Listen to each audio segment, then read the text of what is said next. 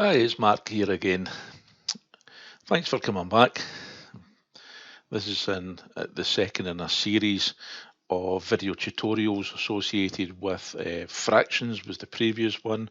Now we're moving on to percentages from fractions, and then we're going to be diving back into fractions slightly because we'll see that percentages can be fractions, and then we'll see how fractions can then be decimal and how they all work together anyway. So let's have a wee look.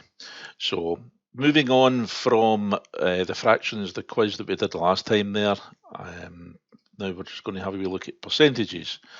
And percent itself means per cent, century 100. So it's per 100.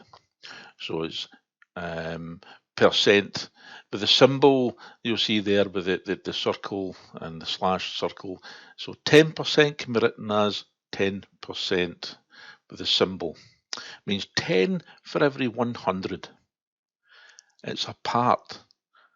It's 10 of a part of 100.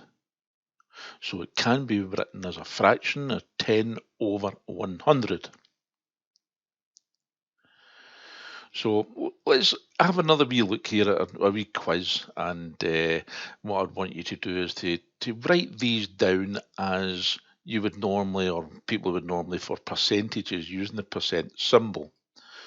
So mark down 10%, 50%, 90%, 22%, 33%.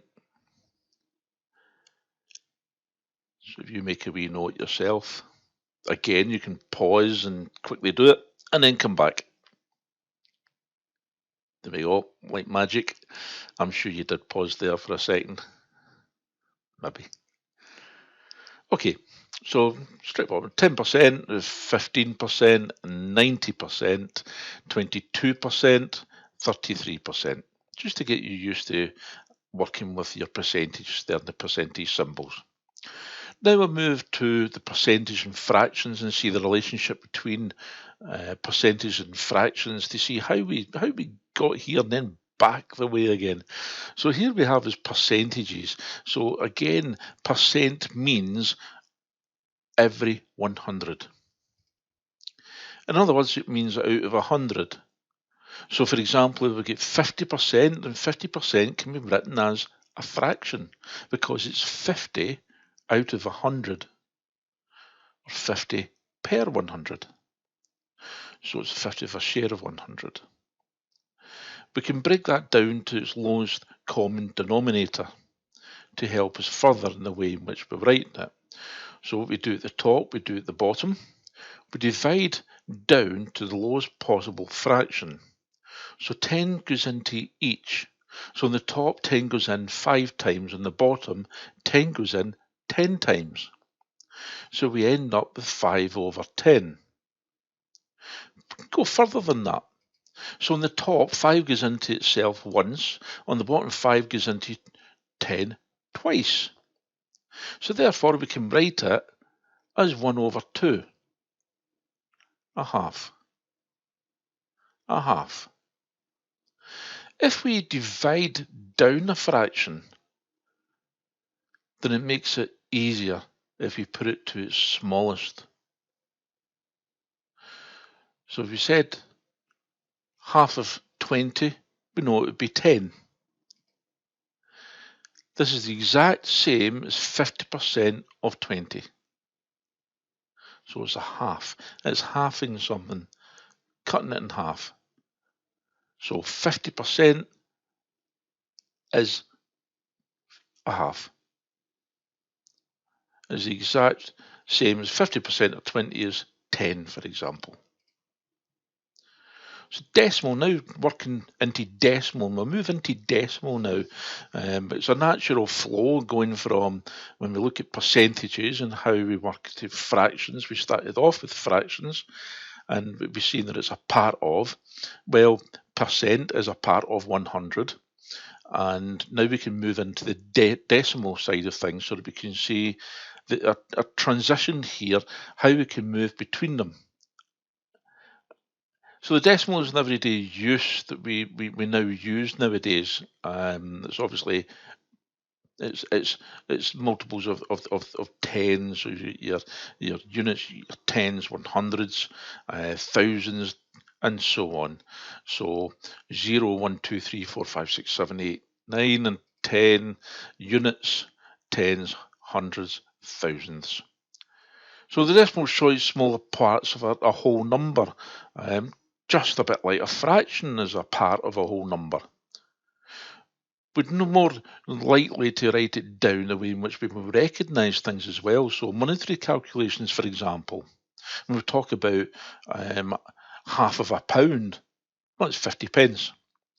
Or half of a euro, it'd be 50 cents. Half of a dollar, 50 cents. So $1.50 would be known as a whole pound and 50 pence. So a whole £1 and half of the currency.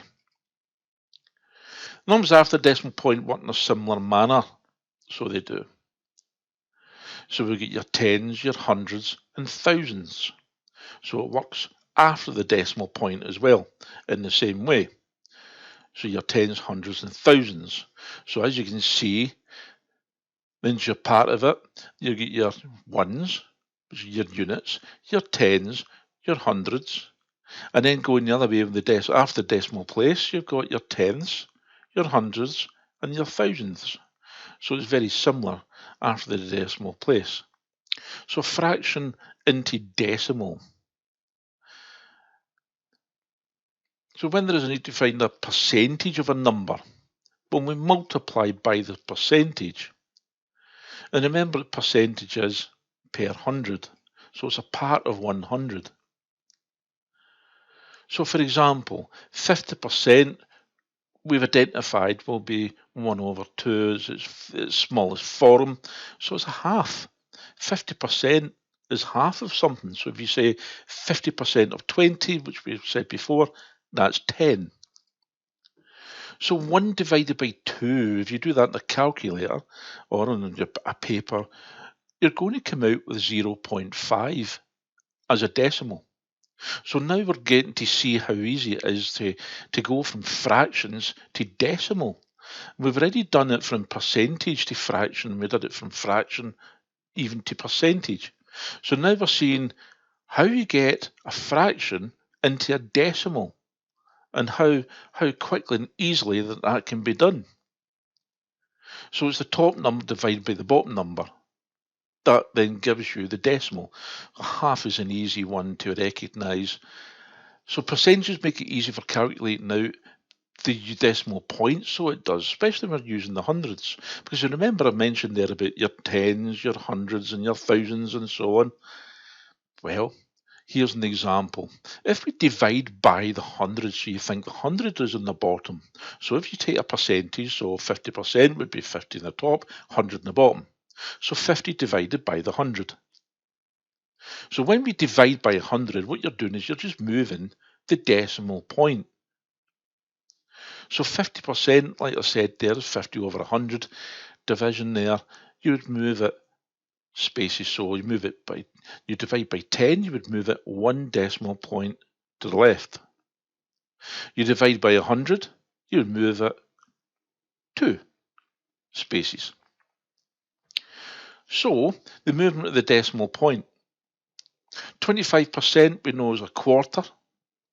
You put 25 over 100 to its smallest value there, but you can also say 25 over 100. It's so straightforward now, we know. With the, you can just think of the 0, 0. So if you think of the zeros there, you just move the decimal point. So 25 as a whole number is 25.0. You divide by 10, it then becomes 2.5 because you move the decimal point 1 place to the left. 2 places to the left when you're dividing by 100. So the 0, 0, that tells you move it 2 places to the left. 0.25. So to confirm there, if you divide 25 by 100, you end up with 0.25. So 25%, 0.25. Have a wee think about it. View this part again if you want to. Thanks. Thanks for